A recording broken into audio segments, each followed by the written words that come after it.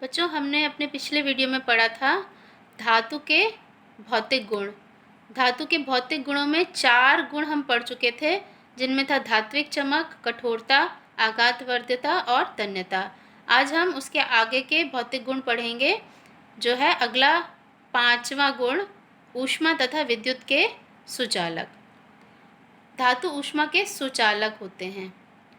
बच्चों, हम अपने घरों में धातु के बर्तनों में खाना बनाते हैं, जैसे लोहे के बर्तन हैं या तांबे के बर्तन हैं, एल्युमिनियम के बर्तन हैं। तो उन पर खाना क्यों बनाते हैं? क्योंकि उनमें ऊष्मा एक स्थान से दूसरे स्थान तक बहुत ही शीघ्रता से पहुंचती है, तो उसे हम कहते हैं धातु ऊष्मा के सुचालक हैं।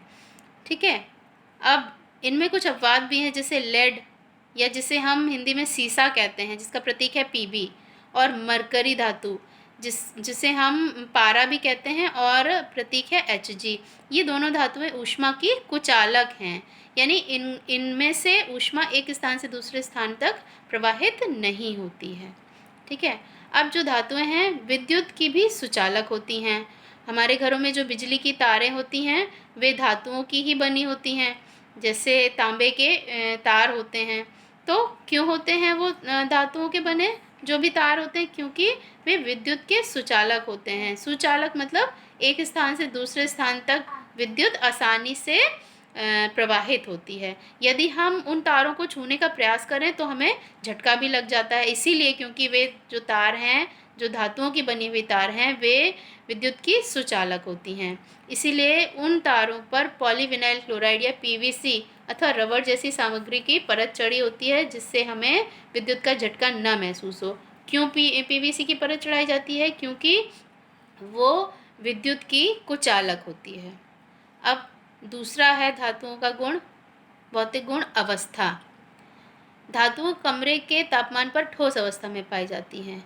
कमरे का तापमान वह तापमान होता है जिस पर जैसे अभी मैं जिस तापमान में बैठकर वीडियो बना रही हूँ, या जिस तापमान पर आप कमरे में बैठे हैं और वीडियो देख रहे हैं, तो वह तापमान कमरे का तापमान कहलाता है। यानी वह तापमान जिस पर आप आसानी से बैठ सकें, ना बहुत अधिक गर्म और ना ही बहुत अधिक ठंडा। तो उस तापमान पर जो धातुएं हैं वे किस अवस्था में होती हैं? ठोस अवस्था में पाई जाती हैं। जैसे लोहा, चांदी, तांबा सभी ठोस अवस्था में है। लेकिन कुछ अपवाद भी है, जैसे मरकरी धातु जो है, जिसे हम पारा भी कहते हैं, वे कमरे के तापमान पर द्रव अवस्था में पाया जाता है।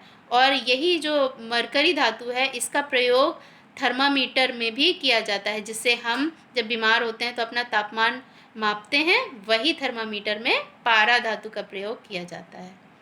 अब अगला गुण है भौतिक गुण धातुओं का गलनांक। धातुओं का गलनांक बहुत अधिक होता है। जो धातुएं होती हैं, गलनांक क्या है? गलनांक वह तापमान है जिस पर कोई ठोस द्रव अवस्था में परिवर्तित हो। तो जो धातुएं हैं उनका गलनांक बहुत अधिक होता है। अर्थात यदि अगर हमें धातुओं को द्रवित करना है तो उन्हें बहुत अधिक गर्म करना पड़ेगा, तभी वे द्रवित होंगी या द्रव में परिवर्तित होंगी।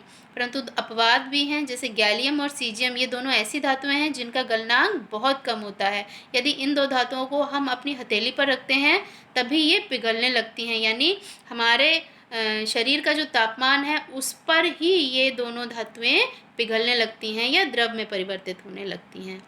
अगला गुण है बच्चों ध्वनिक।